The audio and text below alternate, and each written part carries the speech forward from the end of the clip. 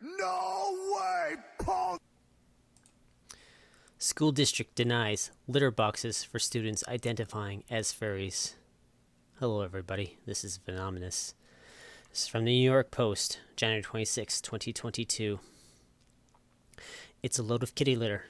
A Michigan school district has debunked a wild claim that a school provided litter boxes for students who identified as furries, people who dress up as anthropomorphic animals. A Facebook post detailing the hilarious rumor is blowing up online.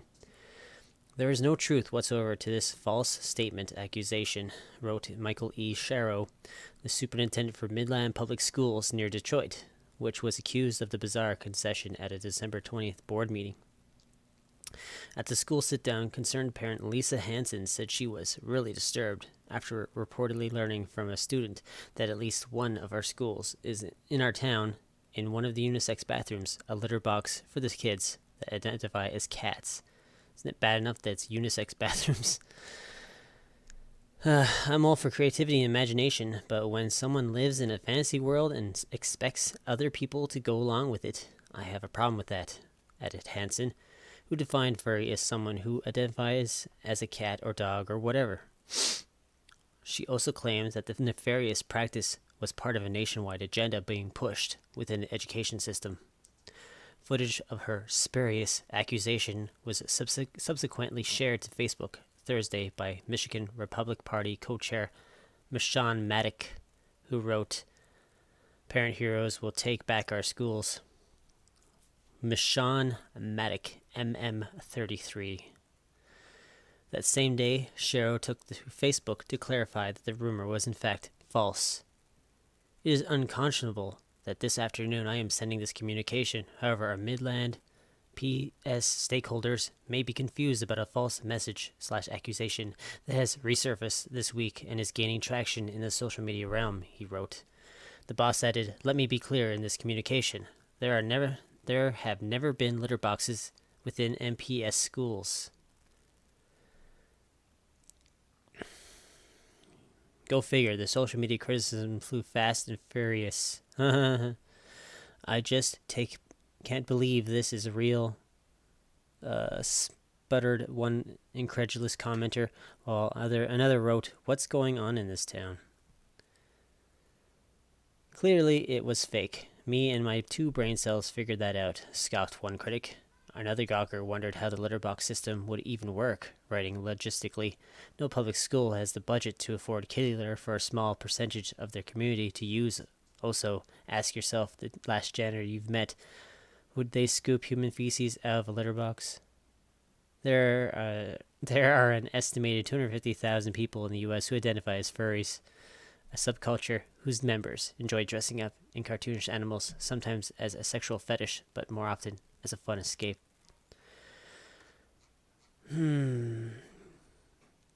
So, what's going on here? I can tell you what's going on here. This is marketing. I don't necessarily believe this ever happened. I think it's being marketed to us.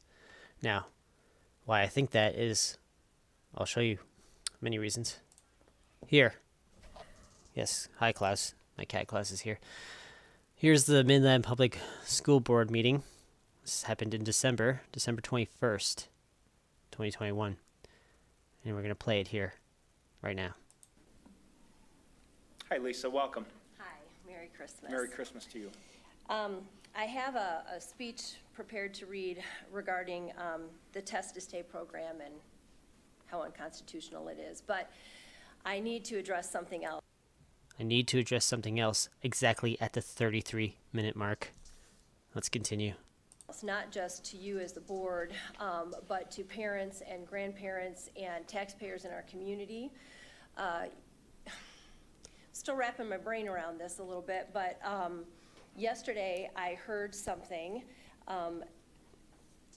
and I was stunned. And today I am equally stunned and a little bit upset. Well, not a little bit, a lot of bit upset, furious. I would even use that word, but I want to talk about the fact that, and I know this is going on nationwide, so it is not just for this board, but our community needs to understand that the agenda that is being pushed through our schools is, just my opinion, but somewhat nefarious when it comes to some of the activities. So let's talk about furries. It was addressed by a child a couple months ago that they are put in an environment where there are kids that identify as a furry, a cat or a dog, whatever. And so yesterday I heard that at least one of our schools in our town has in one of the unisex bathrooms, a litter box for the kids that identify as cats. And I am really disturbed by that. And I will do some more investigation on that. I know it's going on nationwide. I know it is. It's part of the agenda that's being pushed. I don't even want to understand it. But I think that people need to be aware of it, because I am really upset as a parent that my child is put in an environment like that. And you know, I'm all for creativity and imagination, but when someone lives in a fantasy world and expects other people to go along with it, I have a problem with that. So I'm just putting that out there. I will investigate more. But as far as the Test to Stay program, the government does not have the right to regulate we the people under the guise of keeping us safe or to protect us from one another when it comes to our health and welfare, even in an emergency. This is clearly communicated in the U.S. and state constitutions. There are a number of other health codes in here. These public health codes are loosely worded, and the guidelines are unconstitutional to enforce. So this whole Test to Stay program. Sorry, I let it go on longer than I meant to. So yes, I don't know who this Lisa Hansen is. I was looking for her. I found a private Facebook account, and that was it. I couldn't find her anywhere else. Couldn't see her stuff. So as far as I'm concerned, I don't know about this person. But this Meshawn Maddock, who is an American politician, Republican Party, serving as co-chair for the Michigan Republican Party, along with Chair Ronald Weiser, previously she chair of 11th Congressional District. It was she picked up on that and spread it out, this public hearing, or public meeting. And this Maddock character is not one that is new to the media attention and has been involved in some spurious scandals. I have it highlighted here. Maddock is a strong supporter of President Donald Trump and was a prior board member of Women for Trump, as well as being involved in several pro-Trump organizations such as Michigan Conservative Coalition. New York Times said that events around her election signaled a profound shift in Republican politics. Prior to being elected, she was a businesswoman in Oakland County. Maddock supports Trump's false claims election fraud in the 2020 presidential election. In January 2021, Maddock helped organize a delegation of 19 buses to travel to Washington to protest the election results. She spoke at the Stop the Steal rally on January 5th. Maddock said she was absent for the storming of the Capitol that occurred the next day. She's also been involved in where was it? A tweet where she called this guy Garland Gilchrist. I'll wait for it to load. I don't want to hear you talk.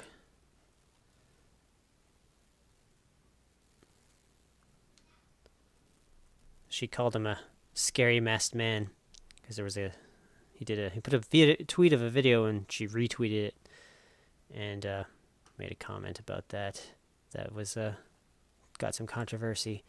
She's not one who has not been in the spotlight before. Go back. What were some of the other headlines in here? Michigan GOP co-chair says Trump campaign directed fake electors per CNN audio. Michigan school. Okay, she's part of the Michigan thing.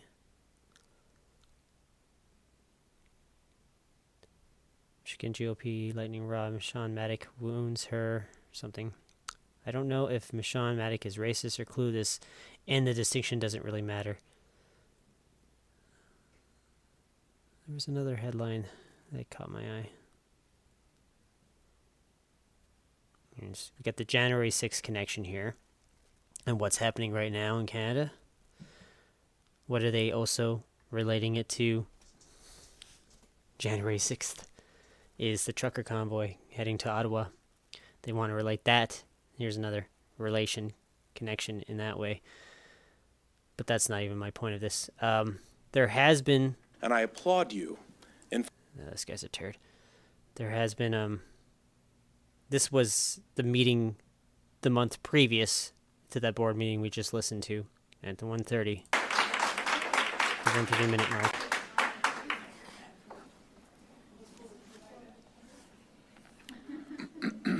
Paige DeHaven.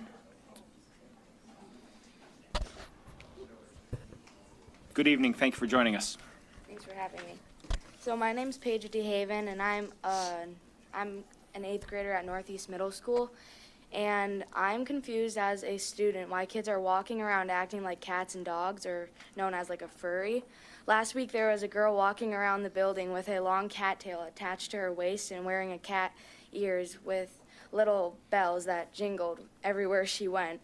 I was also walking down the hallway 3 weeks ago when a boy wearing dog ears barked at me and my friend as we passed. This same boy who was walking out of the building on all 4 legs as we walked outside to go watch a science project.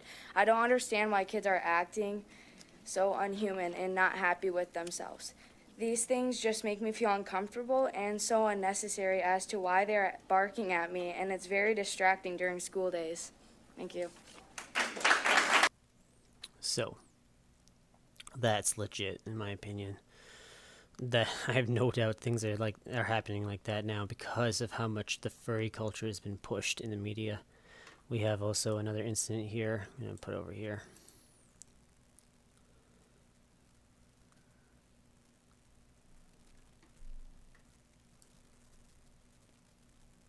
Teacher fired for not identifying student as a cat.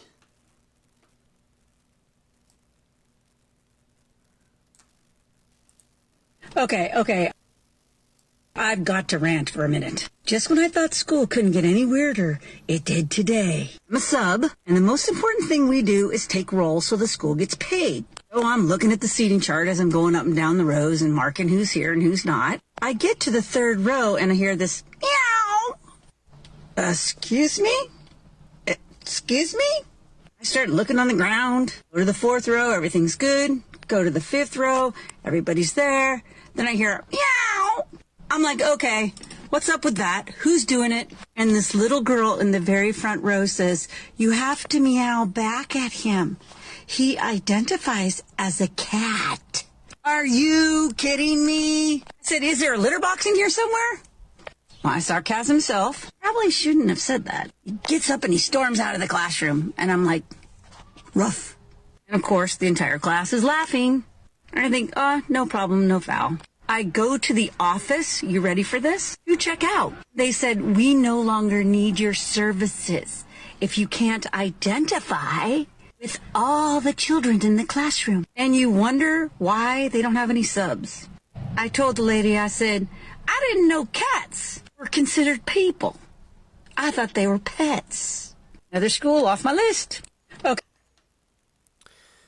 So, a sub teacher gets fired for not acquiescing to the fantasy of a young child who has been brainwashed through their media.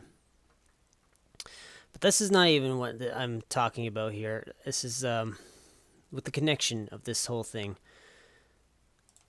When this came out, remember the 33-minute mark on December 21st, what movie came out in the same month? Now, I came across this movie, just the trailer of it, during research for something else. And it stuck in my head, but I had forgotten about it until I saw this, and it made me think of it. And I'm so glad I did. Because the connection here is, this will show you the marketing of how this whole thing goes. If it'll load. Now the movie, wait, I should before I even go to this part, I'm going to go to the Wikipedia so I can show you the date. Wolf, Irish-Polish film. Wolf is a 2021 psychological drama film written and directed by Natalie Biancheri, an international co-production, Ireland, Poland. It stars George McKay, Lily Rose, Depp, Patty Kosadan, just a bunch of people who gives a shit.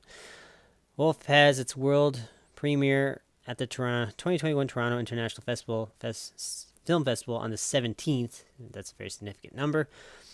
September 2021. It had limited theater releases in the United States on 3rd of December 2021, so in the same month. Plot. A boy named Jacob who suffers from species dysphoria, believing he is a wolf, is committed to a mental asylum following an attack on his brother. There he meets and befriends the other patients who also believe themselves to be animals. He forms a close bond with an enigmatic patient known only as Wildcat, and together they roam the hallways at night. After witnessing the brutal methods of treatment performed by the head of the asylum, the zookeeper, Jacob becomes frustrated and attacks an orderly, resulting in him being caged and gagged, yada yada. So, species dysphoria. Now, what also, we had the New York Post cover this on the 26th of January. What else was covered on the 26th of January? Stream It or Skip It. Wolf, on video on demand, in which George McKay is a boy who cries because he's a wolf inside. We'll watch the trailer here in a minute. Now on VOD, wolf pairs on the cuspers. I don't know what that's saying. High concept art house drama about a boy who believes he's a wolf. How could you resist that? The core idea is species dysphoria, a thing that exists in real life, but no one that's not recognized by science is a legit psychological condition. So I think director Natalie Biancheri may be creating some allegory here. Now let's see if the movie pulls down its prey or just how it's pointless at the moon. Let's watch the trailer.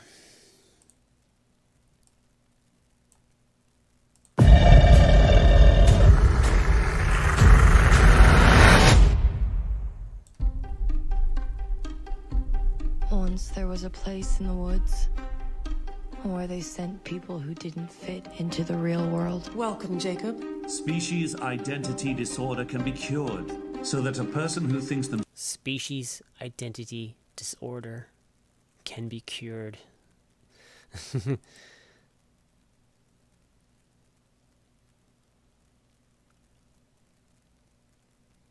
Such a grumpy lion in the background, caged in a human head.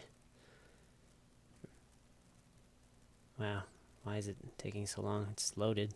Just play it. I should never have paused it, I guess. I like how they got balloons that match the wall paint. Holy crap, it's not working. Why?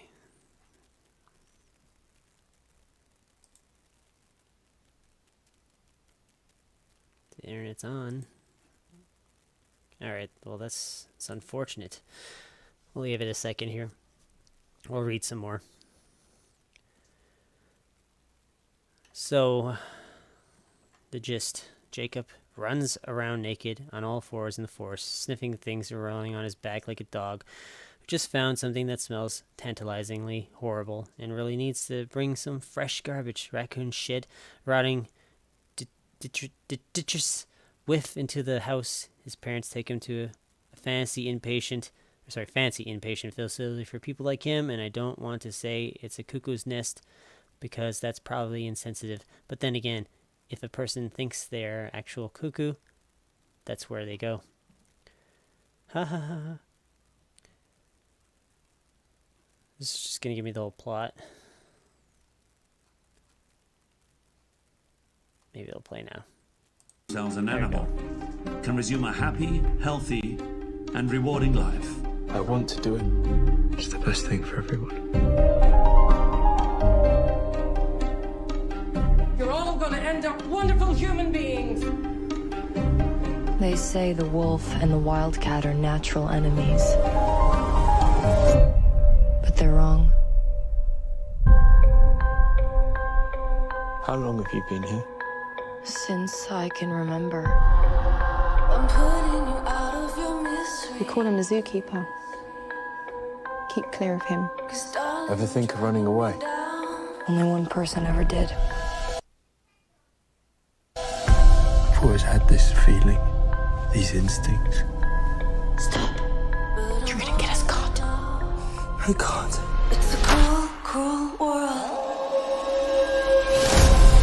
Once upon a time, there was a wolf and a wildcat. I wanted to live happily ever after. It's not just about surviving, but surviving is me. Do you really think you can have a life with that boy? But life is no fairy tale. Is it? So I'm saying my goodbye. I'm running. I'm running. I'm breathing. I'm breathing. Do you want things to get worse for you? I have no human form. I have no human form. Jacob, what have they done to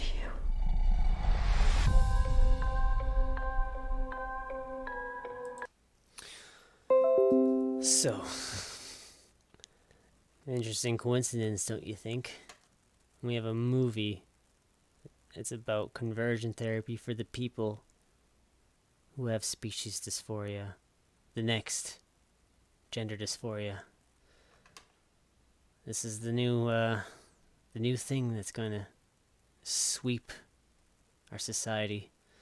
It's all to do with chimeras, because this is how they program me for the chimera race that's coming. We also have, on the 25th of December, how otherkin, people who identify as non-human, are celebrating Christmas. Really? And why do we care about that?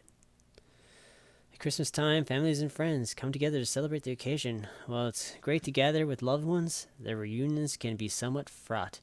From battling away questions about why you're still single to dealing with relatives whose views couldn't be further from yours. The mishmash of people also around us over this festive season makes some tense situations. It can also make for a lonely or isolating time with the focus on the traditional, and Christmas potentially alienating those who don't feel like they fit in. This is the case for many otherkin, people who identify as non-human, who often have to explain their identity or keep it hidden over the holidays. The definition of overkinity can vary depending on the person, but most people who describe themselves as otherkin believe their human form doesn't match their true identity. Some identify as animals, Therians, while others identify as mythical or spiritual beings such as angels, fairies, aliens, or elves. It's a broad spectrum. With some otherkin of the opinion it's based around reincarnation, others who see a psychological reasoning behind it, and others who believe they're trans species. Perhaps due to the societal views, and perhaps because of personal feelings of dysphoria, otherkinity can be a taboo topic to bring up in real life. As a result, support groups and message boards have proliferated online over the years, giving people an outlet to discuss their identity without fear of judgment. We reached out on one of these forums with the aim being to shed light on little understood community. And it goes for a while. I'm not reading this. I'll link it and you can read it. So, when I look up species dysphoria, what is the two top searches here? Species dysphoria symptoms, treatments and forums, patientslikeme.com, and otherkin, Wikipedia, otherkin or subculture. And yeah, there is no real condition that's considered species dysphoria. It's more of a kind of a loose term that circulates the internet. But I guarantee you it will become the next gender dysphoria. It won't be considered dysphoria anymore. It will be openly accepted reassignment surgeries and stuff, etc., etc. There's also, there's already been extreme body modifications where people make themselves look like cats or aliens and stuff like that, reptilians. But with the emergence of the RNA and all these genetic modifications and designer babies, and people will be changed to something else. And I've covered this agenda before with the sexy beasts that hit Netflix in 2020. I didn't mean to click that, but I covered it way before that. I covered it over 2 years ago, actually. And I said the agenda was to take the LGBTQ2WX, oh my god. Unless you say it really fast, you're not going to get it right. The LGBTQWXYZ agenda, community, and introduce it to this whole another level. This trans species agenda, this non-human agenda, this chimera agenda. You want to be a Hatchimal? Do you? It's really ethically scares me. Caution urge as scientists look to create human monkey chimeras back in 2019. Chimeras were once only monsters of Greek mythology. Today, stem cell technologies and gene editing tools like CRISPR may make the generation of these once fantastical creatures possible. It's not an if, it's a when. And it's probably already happened. It's just, they have to market it to you first before they start to roll it out. And this is what this whole thing is about. This whole litter box. This story about the litter box is just part of the programming, part of the marketing. Marketed to you by the right, mocked by the left, but the left is the furry generation. So there you have it. That's what I think is going on here. I think this is just some marketing timed with a movie that came out around the same time, and then brought back to the spotlight at the same time, because now it's streamable by everyone, not just limited in theaters. Everyone can access it and further brainwash themselves if they are weak and vulnerable people, unlike you and I. That's all I really had to say about this one. I got lots of those things to cover, and I will get to that now. So with that said, thank you for your time and attention. If you'd like to support the channel, you can do so in the links in the description below. And with that said, this is Venomous, reporting from the brave new world. I'll catch you next time.